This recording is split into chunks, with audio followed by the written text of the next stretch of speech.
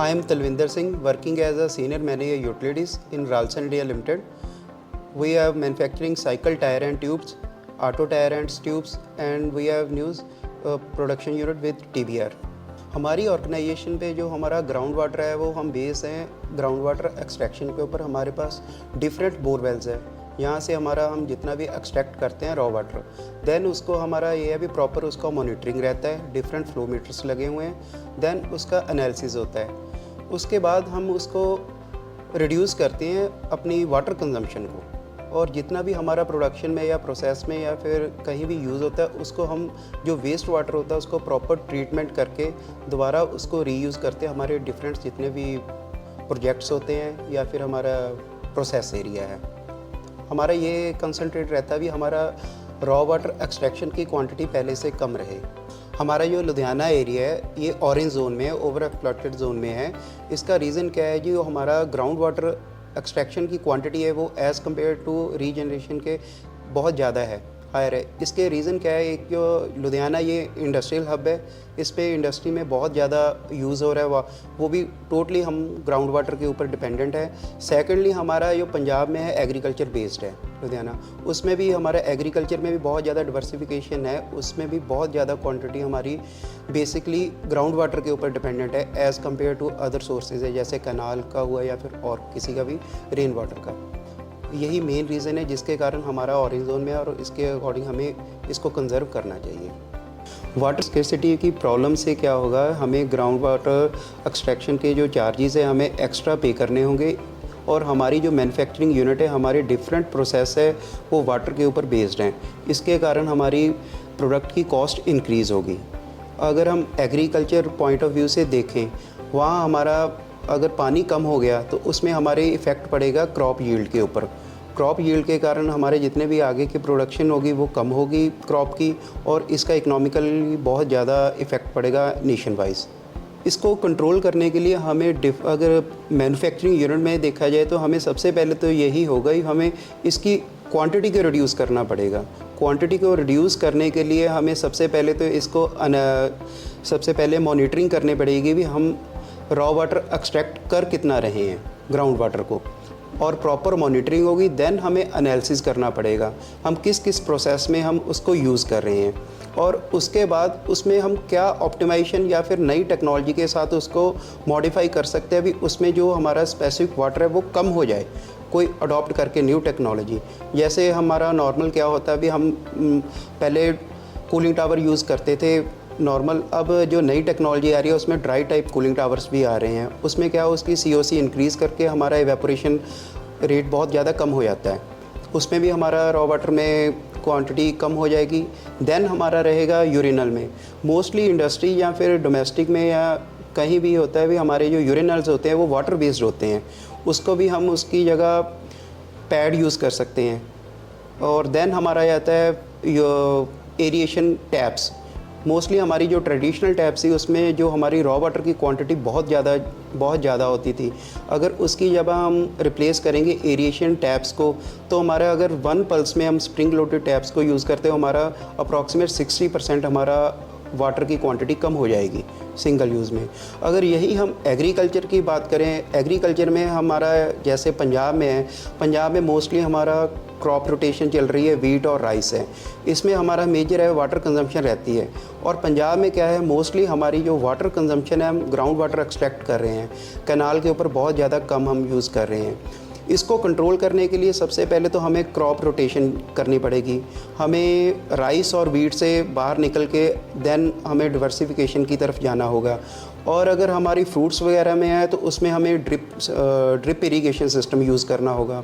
और जितने भी हमारे जैसे रेनफॉल होती है पंजाब में, मोस्टली अगर हमारा एवरेज रेनफॉल देखें 500 to 700 mm रेनफॉल की होती है, अगर उसको प्रॉपर हम कलेक्ट कर लें, कलेक्ट करके उसको प्रॉपर यूज़ करें एग्रीकल्चर में, तो उसका बहुत बड़ा इफेक्ट आएगा। हमारी जो एक्सट्रैक्शन का लेवल है वो तो हमारा कॉन्टीन्यूस जा ही रहा है, निकाल रहे हैं, उसके कंपैरिजन हम जो उसको रीजनरेट करें वो अभी करंटली हम बहुत ज़्यादा कम कर रहे हैं। तो उसका अगर हम इक्वल कर देंगे रेन वाटर जनरेशन को, रेन वाटर को हार्वेस्टिंग कर देंगे, तो उसके हमारा जो वाटर टेबल है वो इंक्रीज़ हो जाएगा फ्यूचर में। अगर प्रॉपर हमारी ग्राउंड वाटर एक्सट्रैक्शन की क्वांटिटी को मॉनिटर नहीं करेंगे, उसके कारण क्या होगा, एक तो हमें हमारा वाटर टेबल का नहीं पता चलेगा अभी हमारा वाटर लेवल है कहाँ। इसको वाटर लेवल को हमारी ऑर्गेनाइजेशन में हम चेक करने के लिए एक फीज़ोमीटर लगवाया हुआ है, उसमें हम उसको डेली या मंथली हम उसका एनालिसिस करते हैं अभी वाटर टेबल का हमारा करंट स्टेटस क्या है। और देन अगर हम उसके बाद हमारे उसकी मॉनिटरिंग हो रही है, अभी हम एक्सट्रैक्ट कितना कर रहे हैं, एक्सट्रैक्ट के बाद हमें एक क्वांटिटी का पता चल जाता है। अभी क्वांटिटी के हमें ये पता चलता है हमारे प्रोसेस में रिक्वायरमेंट कितनी है। अगर रिक्वायरमेंट का हमें पता है वो इसको ये है, अभी क्वांटिटी के बाद पता चलेगा, मॉनिटरिंग के बाद। अगर हमारी एक्सेस क्वांटिटी में हमारा वाटर लग रहा है, उसके इम्पैक्ट बहुत ज़्यादा क्रिटिकल आ सकते हैं। कहीं हमारी लीकेज है, कहीं प्रोसेस में लीकेज है, उसका इफ़ेक्ट क्या आएगा, हमारी बिल्डिंग में आएगा, क्योंकि ये सीवरेज की लाइनें सभी अंडरग्राउंड होती है।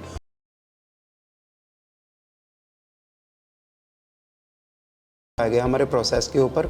और देन हमारा ये रहता भी, अगर कोई ऐसा एफुलेंट या लीकेज रही है इसका इफेक्ट हमारे स्टेक होल्डर के ऊपर पड़ गया, तो हमारे मैन्युफैक्चरिंग यूनिट की रेपुटेशन के ऊपर इफेक्ट पड़ता है।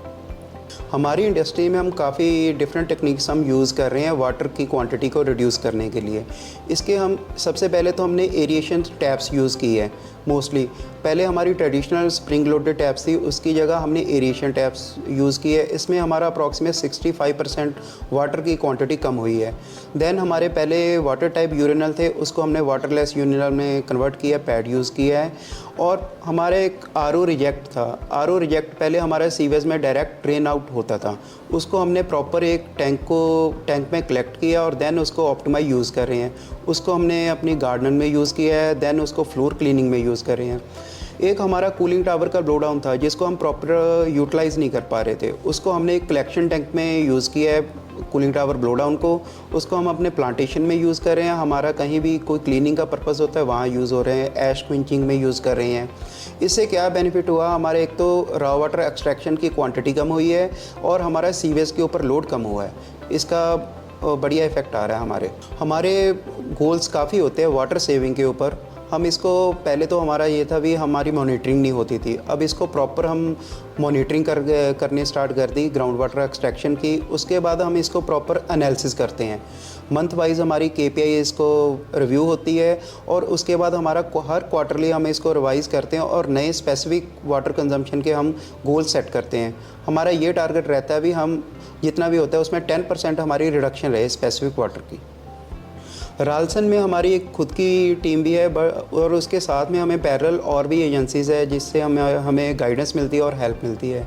हमने लास्ट टाइम CII त्रिवेणी से वाटर ऑडिट करवाया, तो उन्होंने वाटर ऑडिट के दौरान हमें काफ़ी गाइड किया भी कहाँ से हमारी जो ग्राउंड वाटर की यूजेज है उसको कम कैसे किया जा सकता है, उसको रिड्यूस कैसे कर सकते हैं और उसको ट्रीट कैसे कर सकते हैं और उसको दोबारा रीयूज़ कैसे कर सकते हैं। और इसके साथ ही हमें क्रिट्समैन टेक्नोलॉजी में दारा फ्लो मीटर यूज़ किया है, दारा के स्मार्ट फ्लो मीटर। उससे हमें क्या होता है, अभी पहले हमारे जो मॉनिटरिंग सिस्टम था मैकेनिकल टाइप था, उसमें हमारे चांसेस थे, हमारी एक्यूरेसी कम थी। लेकिन उसके बाद हमने दारा के नए जो स्मार्ट फ्लो मीटर लगाए हैं उसमें बेनिफिट ये रहा भी हमारा एक तो मैन पावर कम होगी, उसके लिए हमें फील्ड में जाने की ज़रूरत नहीं पड़ती थी, क्योंकि हमारे जितने भी बोरवेल्स हैं ये बहुत रिमोट लोकेशंस में लगे हुए रहते हैं और उसमें आने जाने में दिक्कत काफ़ी रहती थी। जब से ये वाला मीटर हमने दारा का स्मार्ट फ्लो मीटर लगाया तो इसकी जो भी रीडिंग्स रहती है हर वक्त हमारे पॉकेट में रहती है। जब भी हमने चेक करना चाहिए इसकी मॉनिटरिंग का करंट स्टेटस हमें मोबाइल पे मिल जाता है, हमारे PC पे मिल जाता है। जितनी भी रिपोर्ट्स जनरेट होती है कल को कोई भी गवर्नमेंट अथॉरिटीज़ है उसके साथ हम शेयर भी कर सकते हैं। और जैसे ये बाकी PWRDA की गाइडलाइन भी है पंजाब में, इसके लिए हमें ये वाले फ्लो मीटर कंपलसरी हुए हैं लगाने के लिए। डिफरेंट टेक्निक है जिससे हम वाटर सेविंग्स को कर सकते हैं। इसमें हमारे मोस्टली क्या होता है भी हमारे प्रोसेस में मैन्युफैक्चरिंग में कूलिंग टावर के ऊपर काफ़ी कंजम्पशन होती है। जो हमारे ट्रेडिशनल कूलिंग टावर थे वो थे वेट टाइप, और मॉडर्न में हमारे ड्राई टाइप कूलिंग टावर्स भी आ रहे हैं। और हमारे एयर कंप्रेशर हो गए, यूटिलिटीज़ में और भी काफ़ी इक्विपमेंट्स होते हैं, पावर पैक हो गया, एयर कंप्रेशर और वाटर चिलर होते हैं। इसको हम वाटर कूल से शिफ्ट करके एयर कूल में भी जा सकते हैं, इसमें भी काफ़ी हमारा वाटर सेविंग्स हो सकती है। हमारी तरफ से ये एडवाइस है भी आप राइट टेक्नोलॉजी को राइट टाइम पे और राइट लोकेशन पे उसको यूटिलाइज़ करें। इसको प्रॉपर आप सबसे पहले तो मॉनिटरिंग करें कितना आपका ग्राउंड वाटर एक्सट्रैक्शन हो रहा है, उसके बाद उसको एनालिसिस करें। एनालिसिस में आपकी ये देखें भी आपकी स्पेसिफिक वाटर की रिक्वायरमेंट है कितनी और आप उसको कितना अभी यूज़ कर रहे हैं करंट में, और देन आप अपने गोल सेट कीजिए भी उसको कितना आप रिड्यूस कर सकते हैं अपने सिस्टम के अकॉर्डिंग। पानी भी हमारे बाकी प्रोडक्ट की तरह एक तरह का हमारे मैन्युफैक्चरिंग यूनिट में रॉ मटेरियल है। अगर हमें पानी का पता होगा भी हमारे अगर प्रॉपर उसकी मॉनिटरिंग होगी भी हमारे प्रोडक्ट के ऊपर कितना पानी लग सकता है, तो हम उसके अकॉर्डिंग अपने फ्यूचर एक्सपेंशन के प्लान डिसाइड कर सकते हैं।